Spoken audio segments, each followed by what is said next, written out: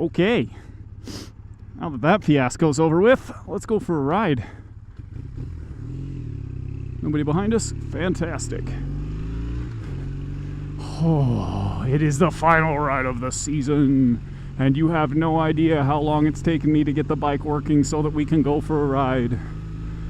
Oh, you know, I was gonna do it last weekend, and then the weather changed on me, and it got a little too cool to take the old Thruxton out.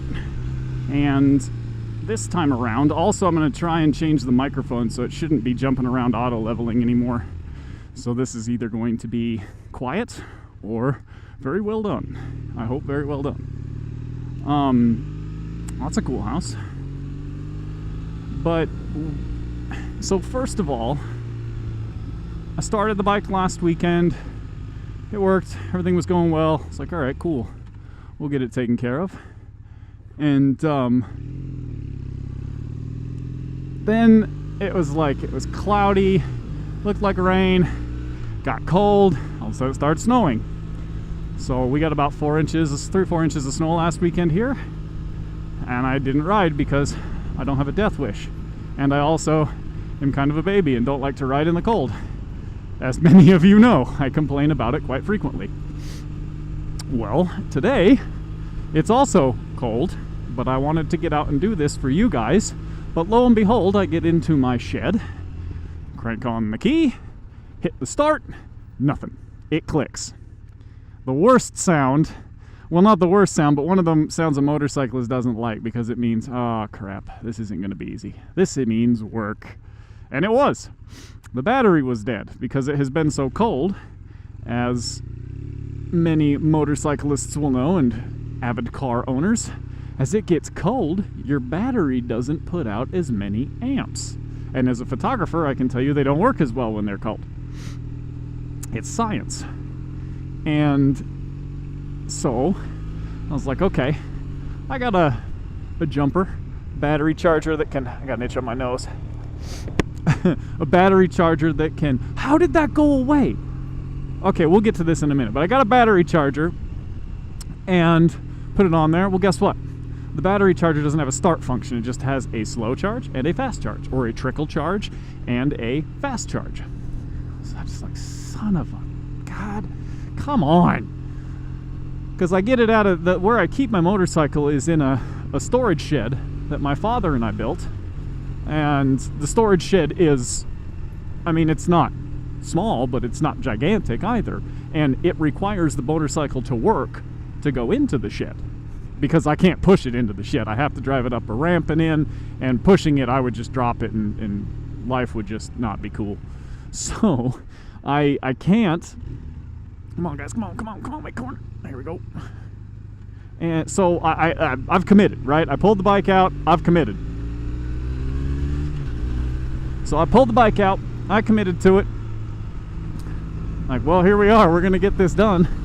Then, these bikes are thankfully very easy to access the battery. I just got the seat off, got the charger on it. Here I am full dressed up. I'm like, okay, I've got an hour to do this. Can we turn out of this lane? Yes, we can. Fabulous. So I'm like, okay, I've got an hour to kill, whatever. Finally get the bike started after about a little while charging on it. I didn't go the full hour on it because, well, honestly, I'm going to be storing this soon. And we'll do a video about winterizing your motorcycle, because that is something that comes with a bit of misinformation, especially when you're dealing with a fuel-injected motorcycle like we are here. And so yeah, we got the whole fiasco of getting the dang thing started, because this is going to be, as I said, the final ride of the season. It is November 16th here in Colorado. We are going to get snow tomorrow, but much like all, excuse the guy with his crazy exhaust, but much like all of Colorado, it goes up and down, and up and down. And we are expected to get, man, look at the dragon blowing smoke in there, Vape Nation, dog.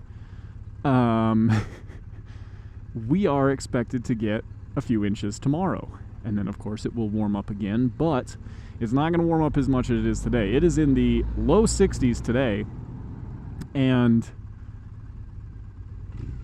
it will be only in the low 50s from now on, and that is warm enough to ride. But I, due to my work and my job currently, I am not someone who rides every single day. I try to ride every single week, more in the warmer months, because, as again we've already addressed, I'm a giant pansy.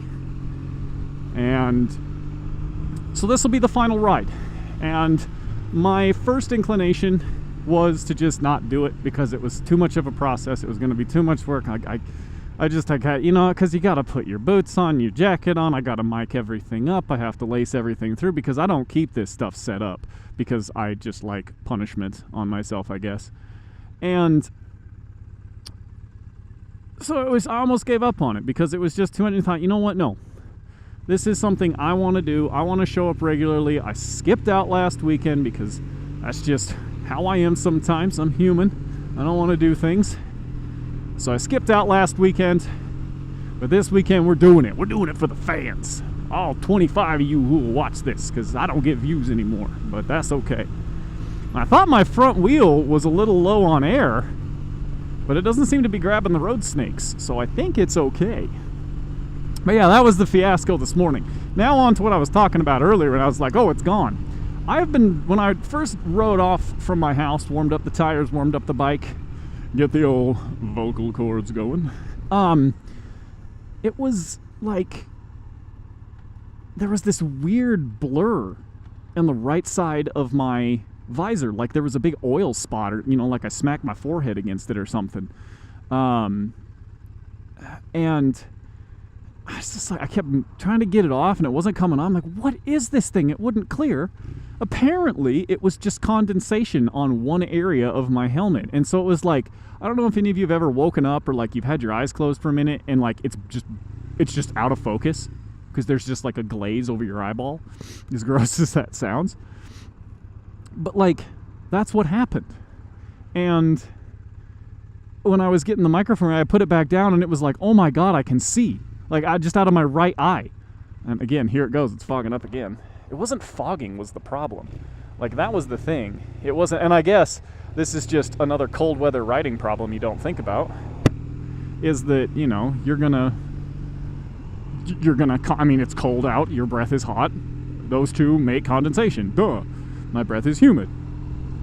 And I just didn't put two and two together, and it was just crazy. Like, oh my gosh, I can see. I have depth perception now. I'm not only out of my left eye, which is not my dominant eye either. And so it was just one of those things of like, oh my God, one thing after another today. And yeah, it was one of those things. You know, we're gonna turn right at this light. I've never been down here, and this is about exploring, even though you can see the mountains today. I just wanted to get out for a final ride with you guys. I wanted to do it justice because, as I said, who knows what this channel is gonna be and where it's gonna go. But ooh, guy in the road. This is a nice Walmart. Wow, a big old Walmart. But I just wanted to get out, you know, just get out and talk to you guys, get back on the bike. It's been a little while, more than a little while, and yeah, just get back to it. I know we did a little bit of a motivational thing. I've got a couple topics I want to talk about. Man, my hands are freezing. Here it starts, right? Oh goodness, I'm complaining about it, but yeah, it's just wanted to get out and talk. I had a great call with my coach this morning, and we discussed business, my fine arts, where I'm going with it. Oh, this is that road. Okay, I know where I'm at now. I know where I'm at. The random bear statue that sits in the corner there.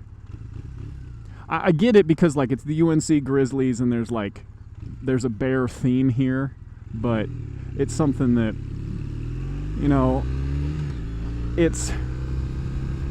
I forgot what I was gonna say. It's a bear theme, but there weren't any bears here. Like, it's way too flat and prairie-ish out here past I-25 that, you know, you're not gonna get any bears out here. And I just don't get it. That bear it's just a weird bear statue that sits in the park. I'm not entirely sure what it's for. Hello. Ooh, we got snowplows on. These guys are ready. They're ready for tomorrow. We'll see. We shall see. Man, again, all these roads just terminate. I think I know where I'm at. The other day, when we were... yes, I know where we are. There's a cool little walking path over here that I usually like to go to. And some neat houses. But, yeah, talking art, talking business with him, feeling good. Life is weird, you know, it's I don't know if you guys had this, but I always expected that, and I probably have talked about this as with every topic many times, but I don't know if you guys have felt this, but I've always kind of had this idea that life is supposed to go a certain way, or it was, well, we'll go down this way real quick and just go for a little bit of a ride. It is no outlet. I love how it's covered up by that elephant grass. This does not look like where I thought I was going. So we'll just flip a bitch and go the opposite way across the most cracked ground I've ever seen in my entire life. My God, this street is more sealant than it is asphalt. But yeah, like, it's... people talk about a lot, like, oh, you gotta just be happy. They want to be happy all the time. They want to make sure that they're always happy. And, you know, ooh, let's go down here. Maybe this goes somewhere. Yeah, it does.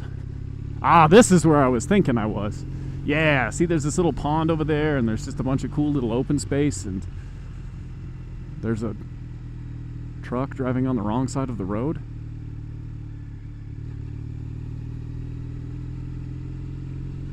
Oh, they're just patrolling for something. What a fun job that has to be. Yeah, dang, look at that 3-car garage, it's dope. You know, part of me wants to drive through that, but I'm not going to. Ooh, God. Was not expecting that.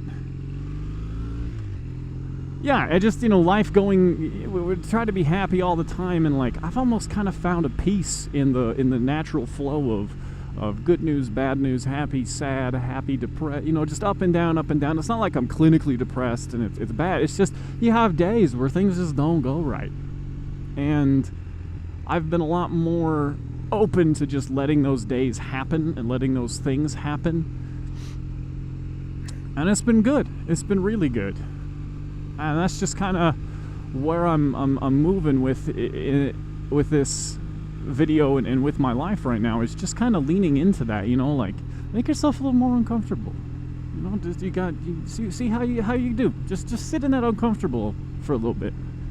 How are you? Okay? You're not hurt, you're not going, you know, nothing's happening, you know, it's just one of those things. And I apparently had my blinker on that whole time. Wepayu1, I'll let this guy see. An SL55 AMG Wepayu.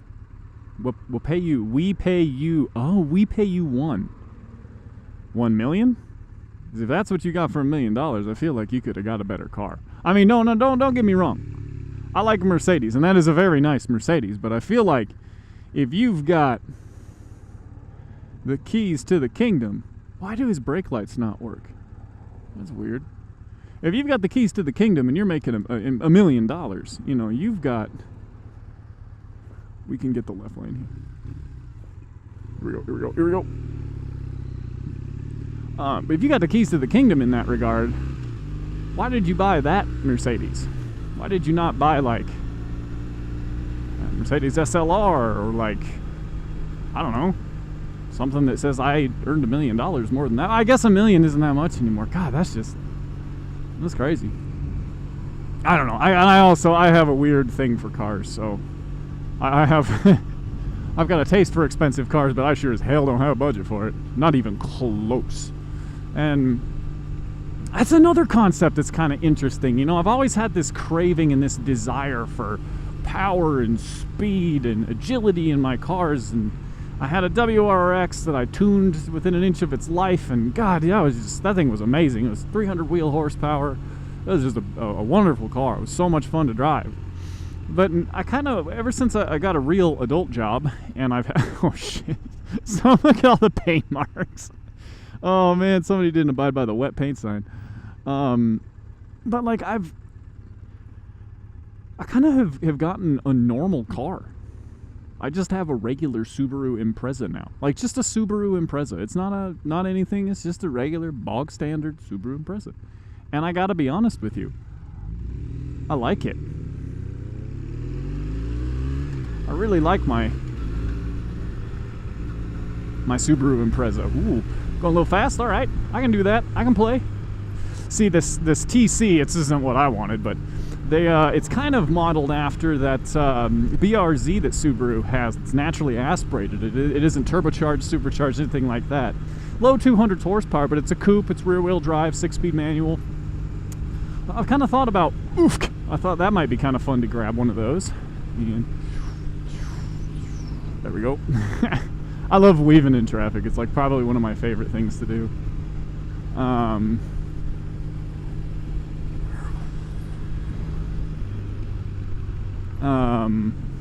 And like doing little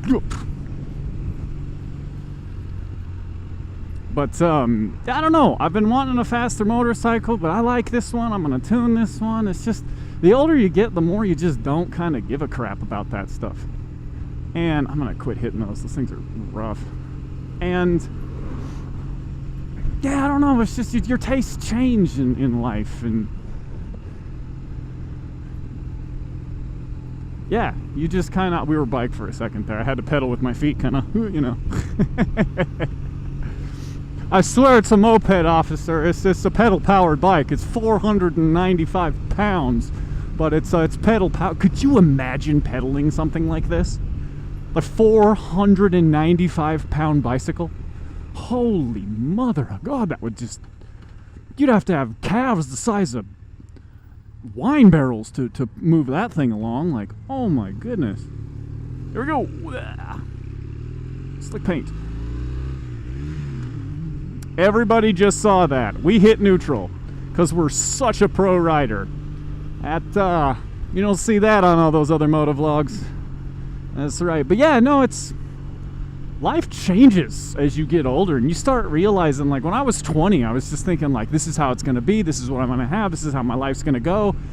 And then like a decade passed, and it was like, man, I kind of did all this stuff, and now my tastes are changing, and that was a little bit disappointing. But it's okay. Stuff like that happens, you know. Tastes change, times change, you change, what you want changes, and you should always be getting what you want and going for what you want. And I'm still kind of learning that a little bit. I mean, it's hard to change direction sometimes like that. I mean, with my business and with my photography, I'm leaning into the fine art side of it, to the more prestigious, hard to sell, big piece, handmade. I mean, I could go on for forever about this crap, but yeah, it's just kind of leaning in and just changing course, and knowing that it's okay to do that, and that is life. That is naturally how it happens, because I was just disappointed. When my ex left me, and my whole kind of dream came crashing down around me. The poor guy's got his hood up. He must have some engine trouble. That's never fun. Oh, how the hell do you come out of a... Oh, it must just be water they're putting in it. Who knows? I hate car trouble. I've been very fortunate that I try and take care of... Well, I mean, I don't mean to look down on anybody who has car trouble, that you're neglecting your vehicle or that you're doing something improper to it. I don't think so. But I will say most people don't know how to take care of their vehicle, or they don't do preventative maintenance. They just do reparative maintenance. And that's something that I kind of take pride in. I mean, I always try and take care of my vehicles. You know, before things get bad, doing things inside the maintenance windows. It's just something my dad instilled in me. Same thing with this bike. Although, let's talk about the fiasco of getting that stupid thing started today, you know. What does that say about me? Oh, man.